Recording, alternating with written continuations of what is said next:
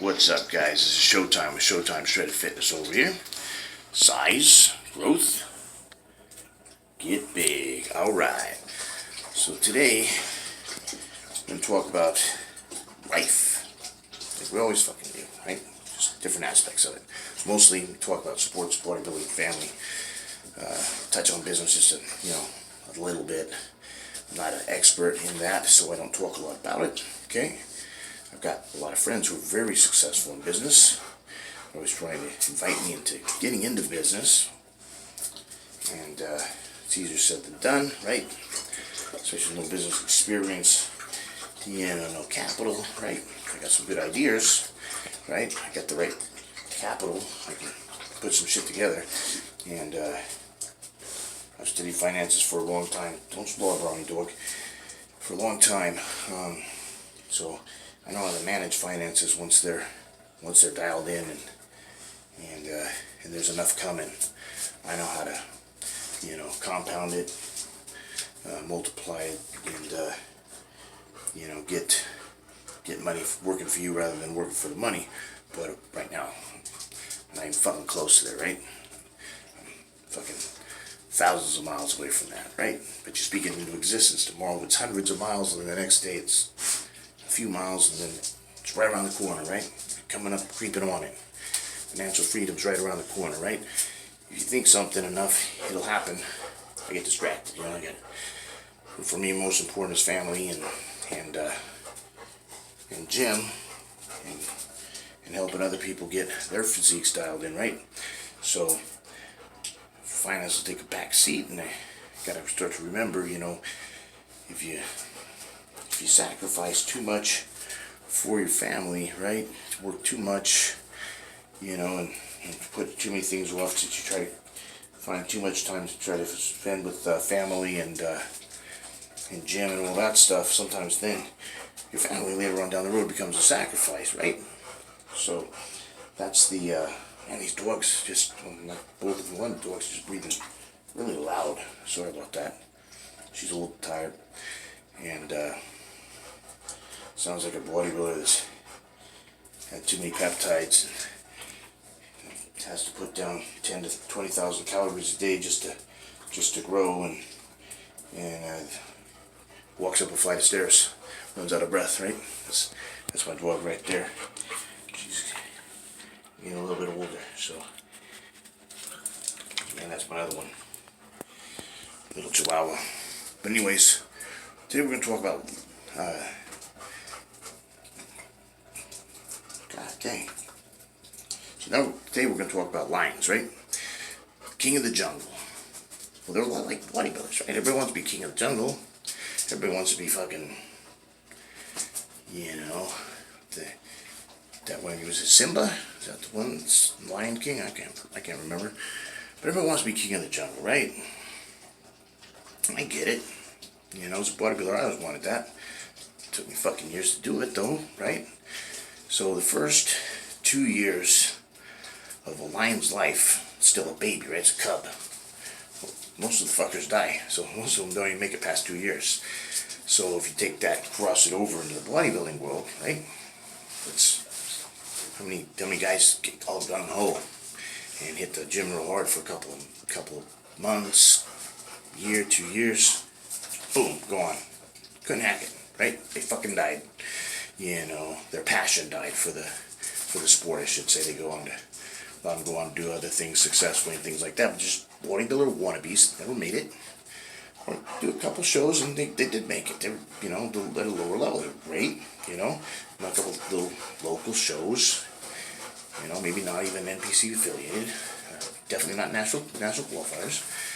And they just said, yeah, I did that, been there, done that. I was fairly successful. Could have been more successful, yet it's not for me. I want to go pursue these other endeavors. It's great. Technically, still on it, right? And that's cool. But it's battle after battle, day after day, week after week, year after year, decade after decade. And, if it's done right, you become these ginormous beasts. And, lions end up weighing between 300 and 500 pounds, okay? And the top bodybuilders, right? They're anywhere from, that are freaks, you know, because there's some top bodybuilders too, a little bit smaller, but they're badass, right?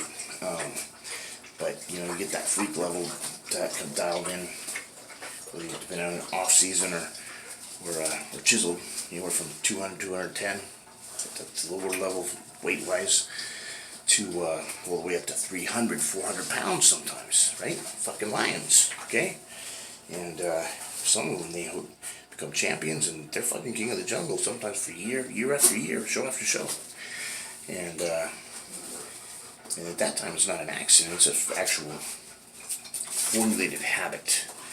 It's not a guesstimate anymore. It's not, you know, did the top guys really show up this year? You win multiple titles, you know, you're a somebody now in any sport, right?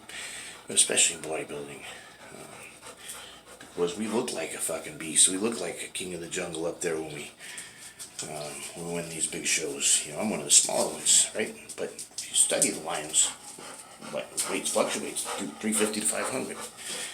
Doesn't mean the biggest, baddest lion has to weigh 500. You get a badass in there that's like 300-400 pounds and kick the 500-pound lion's ass, right? Bodybuilders same way. Might get a little. Frank Zane's 181 pounds with one of the Olympians, right? You don't have to be the biggest, or the smartest, or weigh the heaviest, or be the tallest, right? To get too tall, it's hard to fill out that body out. It could be actually a disadvantage. A lot of times, fucking Mr. Olympia is sometimes like 5'7", okay? It really doesn't matter. All those things are just numbers. Who comes in dialed in. The other thing about lions, those guys, those beasts, they can go 2 to 5 days with no water, right? And bodybuilders, how many days we go without carbs? Fuck, who knows? Depends on the athlete. Depends on what it takes to get dialed in. We might go a day without carbs. We might need 3 to 5 days without carbs. We may need to go without carbs for like a month or two. Depends on what our genetics are. Depends on what our prep coach has us do, or it depends on what we do to ourselves when we don't have a coach. And knowing our bodies, and that's the years and years of experience and going to battle with the weights every day and battling with the science and everything else in order to wage war on the stage whenever it comes time to go get a title or defend a title. And every time you win a title, it has nothing to do with the next title. You might have a little bit of political advantage going to the next one. But if you don't come in dialed, forget about it. And it doesn't always work in your favor politically, so don't just always think that, oh, it's political. No bullshit. When fucking, what's his name, Rich Gaspari, was with one of the only athletes with striated glutes in the 80s, would come in, and then he would come in the next time, super dive, deserved to beat a couple of guys that beat him. They'd be like, well, yeah, you were dialed in, but you weren't Rich Gaspari shredded, right? So sometimes when you set that bar high, the judge is now expecting you to match or beat that physique that you stepped on stage with the next time. And if you're not as good, they might give it to somebody else, even if you're maybe just a little bit better. We've also seen it where they should have been better and they weren't quite as sharp as the year before, and somebody else kind of probably should beat them. They're a little crisper, more symmetrical, more aesthetic, a little bit better conditioned, and still lose because, well, it's champ, right? So you give it to champ. So I've seen it both ways. Thing is not to bitch. Go up to the judges, whether you're a new guy, or you've been around the business for a while, you're an old timer, it doesn't matter. If you're a new lion that's hungry, or you're just an old ass lion, still racking up titles, you know, there's no shame in going up. Even if you win the fucking show, you're champion, if you're the overall. Hey, what did you like? What did you not like? I was planning on being in the sport for a long, long time. You can see a lot more of me. What do I need to do? What do I need to get to vote? What do I need to be the top dog? What do I need to do to be the king of the jungle, right? The judges will tell you. And if they don't, you find one that will. But the majority of them that I talk to, they may do it right then and there at the show. They may have you email them or call on the phone. They'll get back to you, though. They're very responsive, they're very respectful, and they're very good. Both Washington and Oregon NPC judges are very good. Other judges across the nation, this and that, and I don't really know for sure. But well, I know when Matt Porter went and did a show, you know, they were kind of worried. He and Rachel were a little bit worried about. He was looking sharp, man. I saw the picture. Man, he deserves to win. I think he's got a good chance. And well, I just hope that the judges agree. They've never seen Matt before. This not first place. So sounds like the judges got their shit together everywhere because Porter deserved to win that show in California. And that was a big deal. That was a big show. Might even been bigger than the Emerald Cup, and he won the Emerald Cup too. So, like again, if you get into contact with the judges, you're doing your research. It ain't kissing ass. You know, you don't need to go as far as, you know, going crazy like Arnold did and send, you know, Christmas cards to the judges and everything, and all of that. And that's politically, that's still a great idea, right? I'm not saying you need to go to those lengths though, but to go and fucking ask what you need to do to get first. If you did get first, thanks for your first place vote. What got me the win, and what's going to keep me winning, right? Do I need to work on anything? Because you don't know, the next show, some motherfucker could show up that you're like, who the fuck is that? And the judge's like, who the fuck is that, right? You can't help who shows up, but what you can control is what you look like when you show up. Fair enough? So that's the main thing. To have the balls to go up to, if you male or female, doesn't matter. I don't care if you're bikini or figure fitness, physique, classic physique, or hardcore bodybuilding, which is my favorite. Don't be afraid to go up and ask, what is it that you need to do? Sorry, judges, you can get a lot more people talking to you probably if they take my advice on this, but it's good advice, you know. This has always helped me. I listen to my coaches, I listen to the judges, put a game plan together, fix it if there's anything wrong. We really beef up the strong points as well. So we do it, you know, no stone unturned. We hit it, we touch on everything to bring that physique in as good as it could possibly do. Because you don't have to be the biggest guy. When I won the Mr. Washington overall, I weighed 202. People were amazed with that. A day or two later, I'm 237. Like a lion, went 2 days without water. Lions go 2 to 5 days without water. I didn't do any water for 2 days, okay? Don't have to be the biggest, don't have to be the strongest, don't have to be the most intelligent, tallest.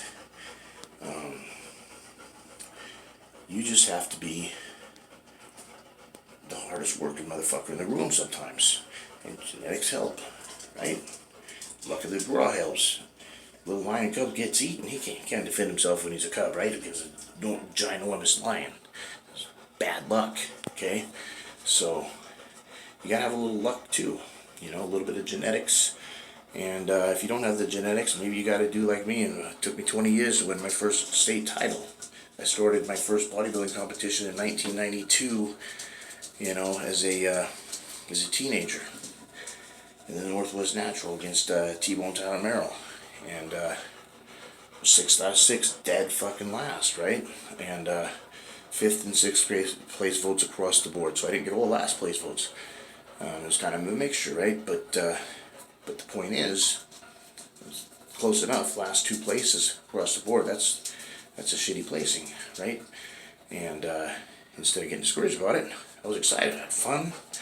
You know, I enjoyed myself, and I could only do it off and on anyways. I played around with fucking college football and college wrestling and theater and college and all this other stuff, and then finally I was about to get serious, and then some shit happened, and I got married, so I retired for like 8 years, and then I just came back with a vengeance in 2008, and I trained for 1 month to book, and then that's it, just booked for 1 month, and so I went from 216 to 226, not much of a bulk, and then I chopped down, and then I was top 3 2 weeks in a row in national qualifiers, and then top 2 the year after that, and then first place, and was undefeated for about 3 to 5 years after that. Like 2001 to 2015, I think I was undefeated and did guest posing. So I take that back. I had a shitty show in 2013 because I cut too much weight and then got right back up the next week to my weight class I was supposed to be, which is heavyweight, and then won the show. So technically, I did lose one time in that 4 or 5 year period. But the point is, I had to pay my dues for a while, right? I had the right coach, of course. That helped, That I'd probably been at it for a lot more years and may or may not have even won a single state champion. Who knows? But it definitely was quick, having the right coach makes a ginormous difference. Then you just become a machine. You just follow the plan, and you step on stage, take your first place trophy, you go home, right? It's that simple. And it's harder now, because nowadays, back in my day when we started, there was hardly anybody that had a coach. Now almost everybody has a coach, and if you don't, you're a badass, or you're totally lost, one or the other, right? You're either at a huge disadvantage, or it's because you're already one of the lions, right? Matt Porter did his own prep, Roger Baker did his own prep, yada yada, right? Because they're already badasses, they didn't fucking need anybody to do their prep for them, right? So that's kind of what it is, and you got to gauge what's best for you, and don't let your pride get in the way, right? No pun intended, you're lying, but don't let your pride get in the way. Okay, don't feel like you're gonna be thought any less of if you go and hire a coach. If you're getting fucking 5th place, or worse, you're not making top 5, and there's no reason, your symmetry's decent, your genetics are decent, your work ethic is through the roof, and you're just not placing high. Fucking get some balls, set your ego aside, and go get the right coach or the right workout partner that's won some shows, that doesn't mind, maybe losing to you if he gives you some tips, or maybe go at a time you're not competing against each other, right? Or just do it and have fun, have that friendly competition, be first and second, best man win type of thing, right? Top dog, the most tenacious lion, whatever, right? But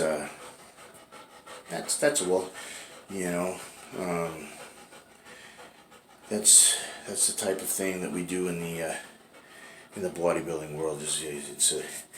It could be kind of animalistic, and the other thing is we're artistic too. So these giant cats, they're fucking fast. They're fast as fuck. Some of them run fucking 50 miles an hour for short speeds, right? And they're smart, right? Because they may not be the smartest animal in the jungle, right? But like bodybuilders, a lot of sleep, a lot of rest produces great results. When the time comes to rip their prey apart, right? And when the hunt is won, they're tenacious. They sleep and rest and lay around 16 to 20 hours out of the day. So that leaves, 4 to 8 hours out of the day that they're kind of actually doing shit. So they don't spend a whole lot of time hunting and moving around and all this other bullshit. They conserve that energy, so when they need it, they can go out there and make shit happen, right? That's why these big, huge powerlifters can go and do over 1,000 pounds on some lifts, and even some bodybuilders do like 500 or 1,000 pounds on some lifts. A lot of bodybuilders don't just look strong. A lot of them really are strong, especially the ones that do power bodybuilding, right? Like Michael Hearn, like Ben Matheson, like myself. Ben Matheson and I, we didn't even fucking know what power bodybuilding was. We just did it all through the 90s and all through present day even, and in 2013 is when Ben was showing me some footage of Michael Hearn. I was like, shit, man, I've been doing that for years, right?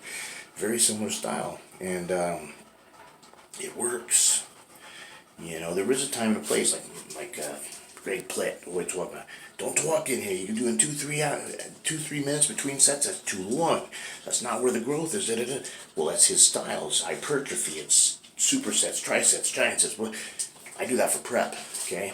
And once in a while during the off season, to stimulate growth, because hypertrophy does work. It makes the muscles grow. But it also makes the muscles grow if you do 2 to 5 minutes of rest between sets, and you get your bench press up from, say, 135 to 405, or 225 up to 500 pounds. That's going to make a change in your physique and make you bigger, better. And yeah, to have that bodybuilding physique, you still got to do the reps. You still got to do that. That Greg Plitt style, that Serge Nubret, Arnold Schwarzenegger stuff we're doing, supersets, trisets, giant sets. You don't see a lot of these cats doing that nowadays. You should. Being artistic with the posing.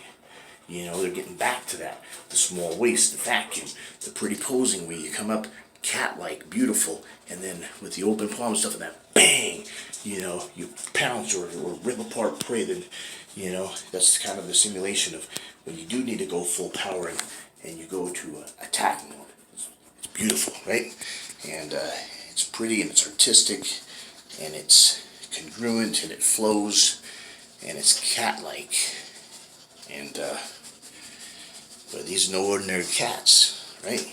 They're fucking lions. There's a difference. These ain't house cats. These ain't fucking purring, meowing motherfuckers. A lion can be heard for like 3 to 5 miles. Their roar. It's that fucking loud. It's a big deal. So people stay the fuck away, right? And everybody in the jungle respects the lion. From the hyena, the elephant, to whatever it comes across. Everybody knows who the fucking king of the jungle is. And it doesn't even have to be the king of the jungle. It's just a fucking big ass lion. Everybody's like, oh fuck. You know, big bodybuilder walks in the room. Nobody knows anything about bodybuilders. Like, fuck, who's that guy? You know, it draws attention immediately. And people are like, oh, that guy's a bodybuilding champion. Might not even stepped on stage. Or he might even be one that's not even that successful. But whether he be in a tank top and ripped, or just a lot of clothes off season, just, you know, has to walk sideways through the door, and people are like, God dang, man, that cat, that motherfucker's big, right? He's somebody. He's a champion. Like I said, he might not be making top 5. He might come in soft every time, right? Or he might just look ripped in a tank top, but he might be as ripped as he gets. He might still lack conditioning a little bit, and on top of that, he might lack size, right? You gotta have a little bit of everything. You have some size, and you just gotta be peeled, man. If you ain't 5% or under in bodybuilding, you're fucking fat. You might as well not compete, because you ain't placing. Not unless you're the only guy in your class, or it's just a shitty class and everybody showed up out of shape. And that's only gonna happen if there's only a couple guys in that class. If you got 5 or 10 guys deep in an NPC or an FPV show, most or all of them gonna be peeled. One year, national qualifier, and it wasn't even the Emerald Cup or nothing. It was just like all six of us were just peeled. And Andre Scott was backstage like, that's a light heavyweight class, man. That was 2008. And I fucking tied for 3rd place. We almost got in a fight. In prejudging, hitting the front double arm bicep, kept running into each other, hitting our elbows every time. And they had to spread us out because we were getting pissed off. And fighting for position, jumping in front of each other and elbowing each other and shit. And before we could square off, Turk had us fucking move.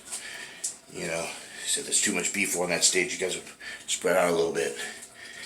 You know, and so we did. And again, that was after 4 months of training.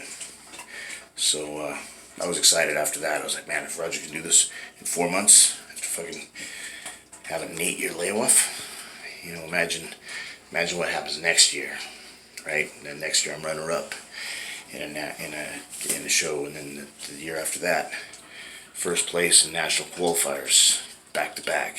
Okay, so that's how powerful consistency and discipline is, and listening to your coach and doing the right thing.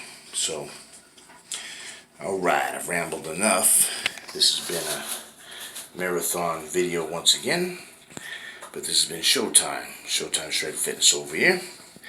Size, growth, get big. All right. Over and out.